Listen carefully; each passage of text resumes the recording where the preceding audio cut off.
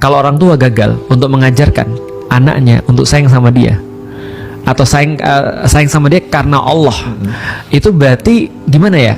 Kalau aku fail ngajarin anakku, terus aku berharap apa daripada anakku? Harusnya aku nyaranin diriku sendiri kan? Iya benar. Paham gak sih maksudnya? Contoh kayak gini misalnya, aku tahu anakku tuh wajib untuk nyayangin aku. Cuman kan masa sayang tuh kita paksa. Kamu harus nyayangin aku loh. Bener. Itu malah orang jadi ilfil kan? Iya. Aku cuma bisa sedih sih ketika anakku misalnya contoh kayak ketika anakku misalnya ngomongnya keras misalnya, aku cuma bisa sedih sih. Terus aku cuma bisa bilang jangan kayak gitu dong gitu misalnya. Tapi aku bilang kamu terus ngomongnya kayak gini. Itu kan hasil pendidikanku justru. Iya. Benar. Nah makanya menurutku ya kepada semua orang tua, anak itu investasi betul, tapi itu adalah dalam bidang akhirat. Karena itulah sekarang tuh didik dia untuk mencintai Allah, mencintai orang tua.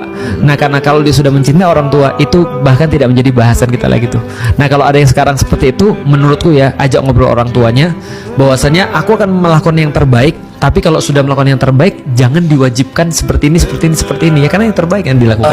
Berarti kita sebenarnya boleh dong ngomong ke orang tua kita, kalau Anda menuntut saya seperti itu, Iya, saya juga bisa menuntut.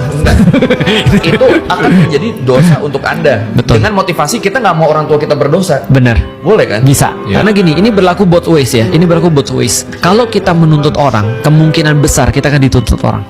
Apa? Kalau kita menuntut orang, mulai menuntut orang dengan dalil iya. untuk dia akan menuntut kita dengan dalil untuk kita.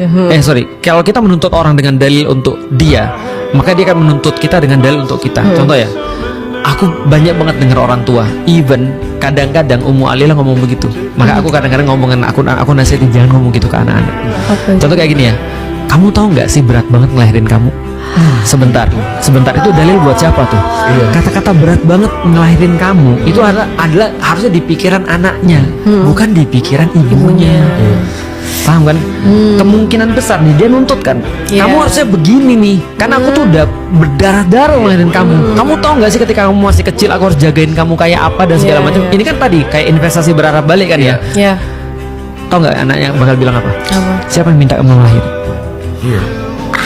Paham gak sih? Jadi kalau aku ya, aku bilang sama Ummu Alila jangan ngomongin kayak gini, karena kita nggak mau responsnya begitu. Iya benar. Contoh ya, Ummu Alila pernah bilang kemarin, aku senyum-senyum sih, cuma aku nggak ngomong di situ. Dia bilang gini, kamu tahu nggak sih, seumur kamu, Umi tuh udah bisa apa? Itu Aduh. Soalnya gini, itu harusnya pikiran anaknya. Sekarang aku mau nanya, kira-kira anak ngomong apa? Hah? Nggak tahu. minimal ngomong udah beda zaman. Iya sih pasti. Akhirnya Ibu anak umur berapa? Wapres kita umur berapa? Apa sih? biasanya gua ya kayak gitu. Hey. Biasanya gua. Artinya gini, coba bayangin,